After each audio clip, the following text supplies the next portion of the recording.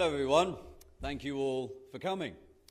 We have a very special announcement for you today that underscores the stunning momentum that Reform has had since the general election last year. Make no mistake, in the last 8 months, Reform has delivered the most historic acceleration politically in British history. We've surged from 14% support nationally to 26% in the average of the polls. We've signed up over 160,000 new fully paid up members. We've opened 400 branches. We've held over 30 events, enjoyed by tens of thousands of attendees across this great country. And all of this has been achieved with a fraction of the resources of the two old parties, and it's been achieved in just 8 months. But behind the scenes, we've also been working incredibly hard to build an election machine that will enable us to stand in the tens of thousands of elections that are coming up over the next few years. And to put that into context, what we've been building, remember last May, Reform failed to stand in 88% of the council seats that were up. This year, Reform will stand in all of the council seats that are up. And the reason we've been able to achieve all of this is because of the heroes in our grassroots movement and the hundreds of thousands of members that we have across the country, and of course the millions of supporters we have across the country. And I'll tell you what, that is what building a political party looks like, and it's what building a winning movement looks like. So we are now looking ahead to the 1st of May. It's clear Reform has all of the momentum in British politics, and if you're in any doubt about that, let me please introduce the leader of Reform UK, the Member of Parliament for Clacton-on-Sea, and the next Prime Minister of the United Kingdom, Mr. Nigel Farage.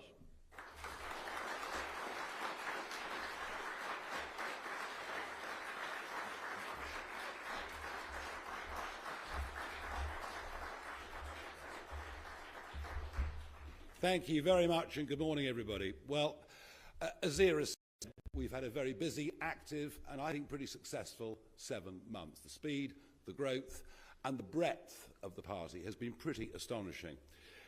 I have to say my main priority since July the 4th has been the 1st of May, because the 1st of May is our first real electoral test since the general election, where we intend to prove that the polls are not virtual, but that they are real. So a huge amount of work has got into it, and the political opportunity is, I think, pretty extraordinary.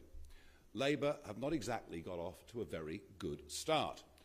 And even if the Prime Minister is able to use his Brexit freedoms to stand much taller on the world stage than he would have done as EU members, it's the real cost of living, its daily life, that is getting people down. You'll notice that the growth figures that came out on Friday showed that for 4 of the 7 months since, as she was dubbed by Lee Anderson, Rachel from Accounts has been our Chancellor, GDP fell. But of course, the real story is what is happening through mass migration and population explosion to GDP per capita, which continues to fall and has done for the last couple of years.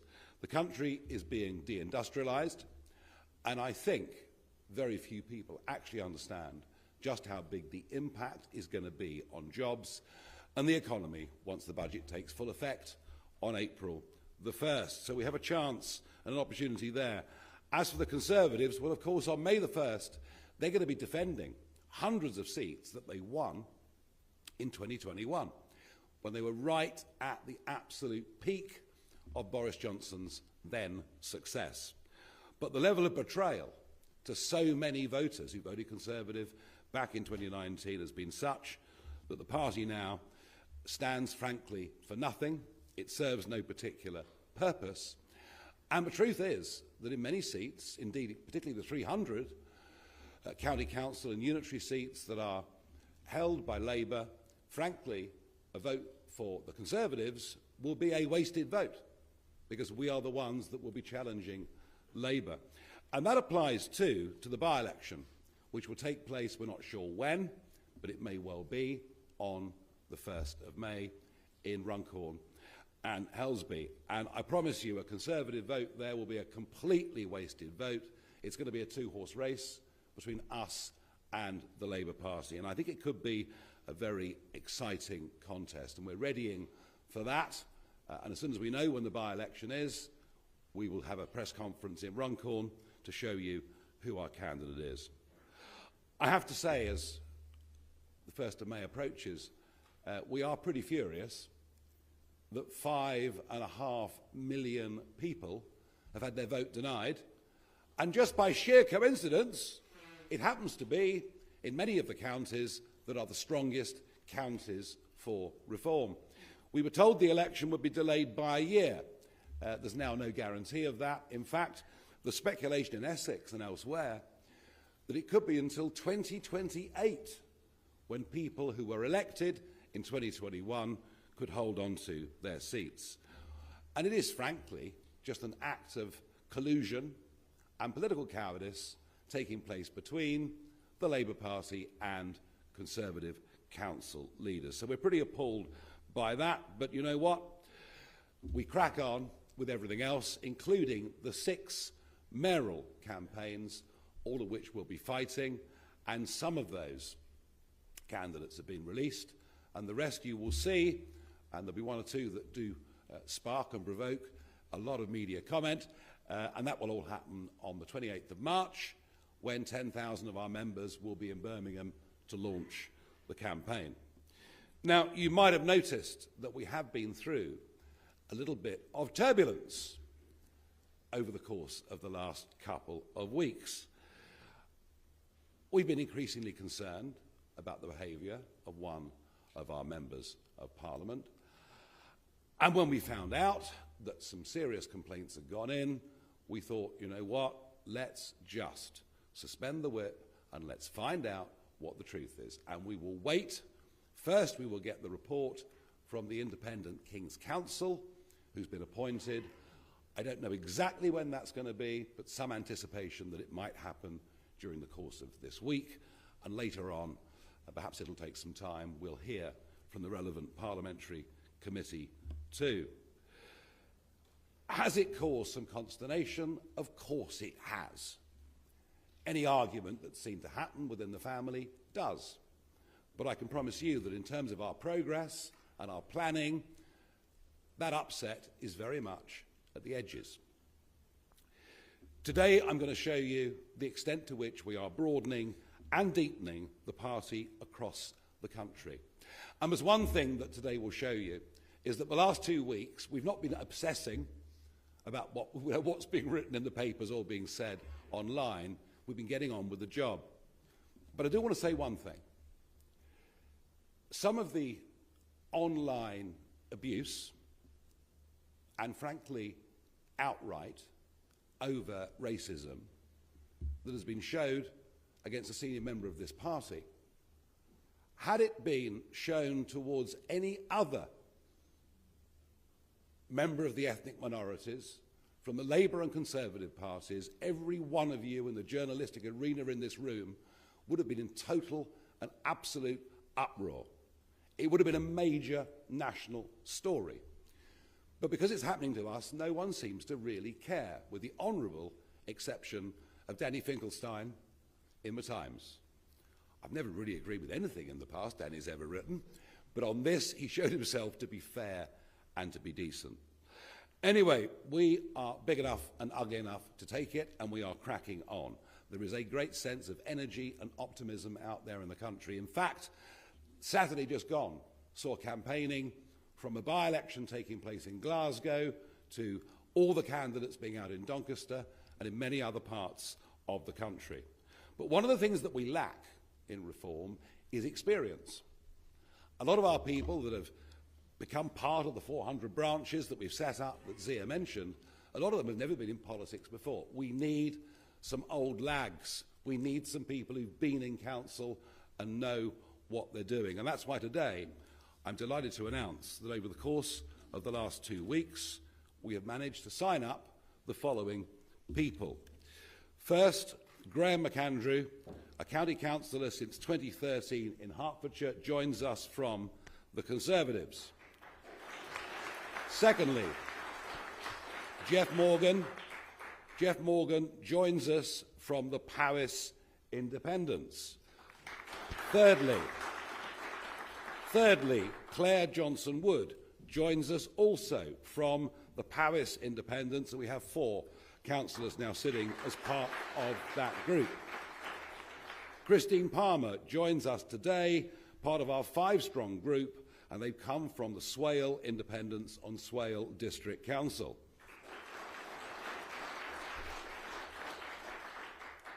Reg Kane is a Liberal Democrat on Cheshire East Council and joins us from, wait for it, the Liberal Democrats.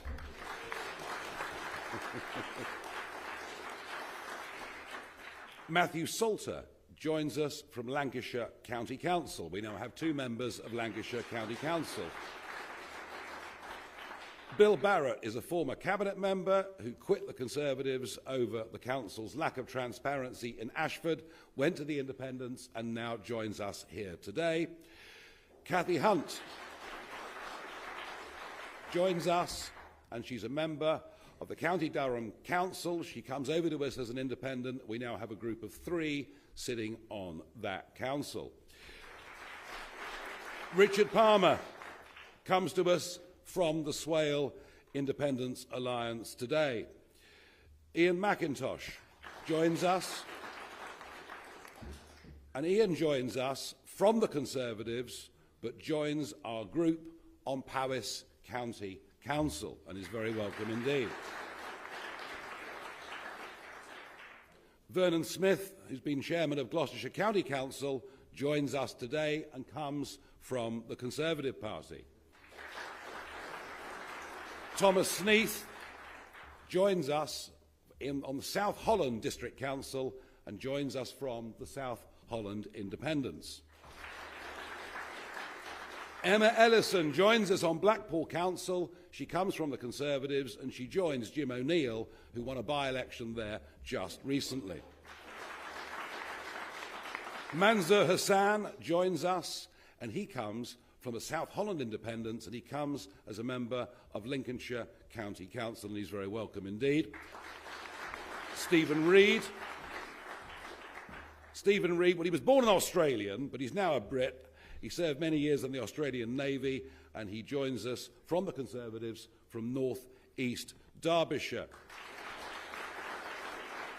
Mandy Clare is an ex-Labour councillor who left to campaign against transgender ideology eroding women's rights, and she joins us on Cheshire West and Chester Council, and is very welcome. Paul Irwin joins us from the Conservatives on Buckinghamshire County Council. He, at the moment, is the only one we have out of 147, but he's not frightened to be the first, and he's very welcome. Thank you. Edward Kirk joins us from Wiltshire Council and comes to us from the Conservatives, and he stood as the Conservative leader at the last election. Jan O'Hara, with 20 years of experience in local government, joins us from the Conservatives in Northamptonshire.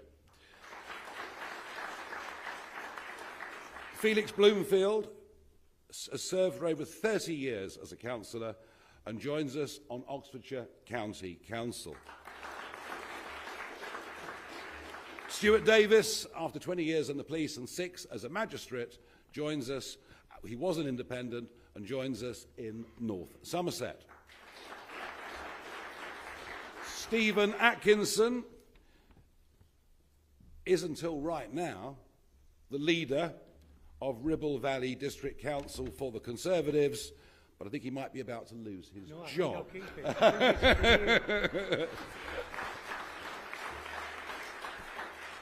Heather Asker has been a councillor for 18 years. Whilst raising a family, she was elected last time round as residents for Uttlesford and joins us on Uttlesford and Saffron Walden. Paul Ellison joins us on Wire Council. He joins from the Conservatives and becomes our third Reform councillor there. Dirk Ross is a member of Kent County Council. He was an independent, but joins us today as Reform and will stand for us on May the 1st.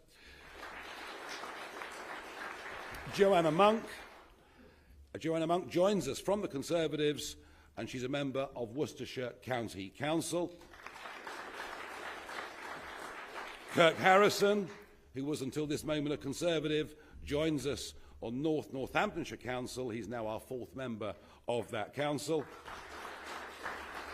Robert Gibson joins us from the South Holland Independents, and he is a member of Lincolnshire County Council. And last, and by no means least, is Julian Kirk, elected as a Conservative county councillor. I just love what Julian's done. He's resigned his seat on Norfolk County Council in protest at the elections being cancelled, and will stand as a Reform candidate in those county councils in Norfolk. Thank you.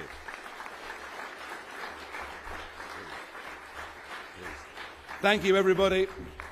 We are growing, we are building, we are deepening, we are broadening, we are strengthening, we are getting ready for the 1st of May. This party is very, very much on the up. And I'd like just two of those that join us perhaps to say a few words.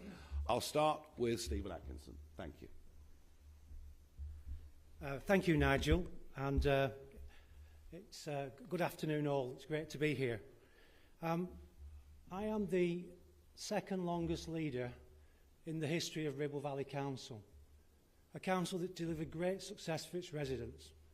But yesterday I resigned from the Conservative Party, and today I join Reform.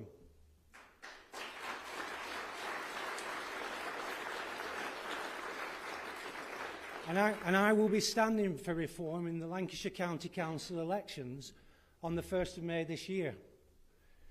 And the reason is that Reform's vision for growth, prosperity and safety for all Britons is what the country needs. Reform is the only party that can save the country.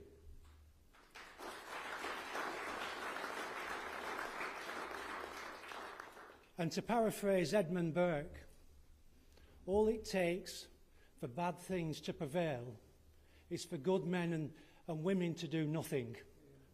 And that's the reason why I make this decision for the greater good. And like so many others, I feel betrayed by decades of broken promises. Tory MPs, ministers and prime ministers have failed over the last 14 years. The Conservative parliamentary has been found out. It's a party of power and privilege and not about service. And they are spiralling into oblivion. The only way we can beat Labour is to vote Reform. And Labour and Conservatives have morphed into one. They have become the same thing: high immigration, high taxes and high energy bills. They've let patriots like me and the rest of the country down. They are the globalist uniparty. The only way to ensure we beat Labour is uniting behind Reform, all with a shared vision, making sure the United Kingdom is sovereign, prosperous and independent nation that we all know it can be. For too long, British politics has been dominated by self-interest and failed promises. Only Reform will bring the common sense and trust back to politics, prioritising residents in everything we do. Reform UK, a party that truly believes in restoring the Great Britain many of us grew up in. And preferring for government in 2029, we need to be ready at all levels. I know how much waste happens in councils across the country. And when we're elected, we're going to go through line by line. And if it does not benefit residents, it will be reduced or removed. And that money will be put into potholes. We'll have the best roads we've had in a generation. And we'll open our tips for when people need to use them, and they won't need a permit. We're going to put people first. But only Reform can fix this. Years of mismanagement by successive Labour and councils have allowed officers to become transfixed by their own institutional beliefs, and we need leadership. We need leadership at council level. And finally, if I may finish, I am proud to announce my decision to join the party that truly puts the people first. There will be many more to make this transition. Together, we can set our county councils on a path to success and fight local government reorganisation, win seats up and down the country, and help share a brighter future for the entire United Kingdom and our children. Thank you. Stephen, thank you. Thank you very much. And I'm also going to ask for a few words from Heather Asker. Heather, please. Thank you, Nigel, and good afternoon, ladies and gentlemen. I've been a town and district councillor for Saffron Walden and Uttlesford District Council in glorious northwest Essex, proudly representing the area that I love to call home for the last 17 years. I know that speaking with family, friends and neighbours, that residents want to be heard and represented at all levels of government by those that live side by side with them and experience the same issues as them on a daily basis, good and bad. However, those same people do not feel that's the case and believe they're being let down by the established parties. I believe that there is an appetite for real change in politics. Residents have been crying out for an alternative to those parties that have let so many of us down. Now there is the Reform UK Party. I'm proud to say that today I have now joined Reform UK, as I strongly believe its positive, fresh, forward-thinking, looking vision for the future is for us all. Only Reform, led by Nigel Farage, believes in talking up Britain and not talking it down. The party's values of family, community and country are ones that are working, as a working mother and local councillor, very much resonate with me.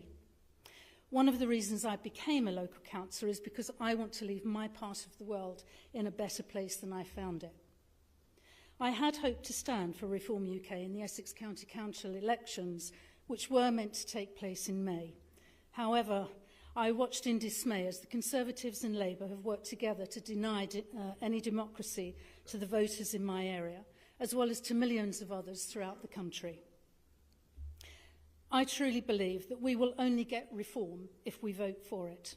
I will do my best to support the party's candidates in neighbouring areas where elections are going ahead. I look forward to getting on the campaign trail in support of our brilliant mayoral and local candidates. As a local councillor first, you have the benefit of understanding all your residents, what they want and need. Understanding local issues will help establish your future and gain the respect and support of your communities. On the 1st of May, if you want reform, you must vote Reform. Thank you.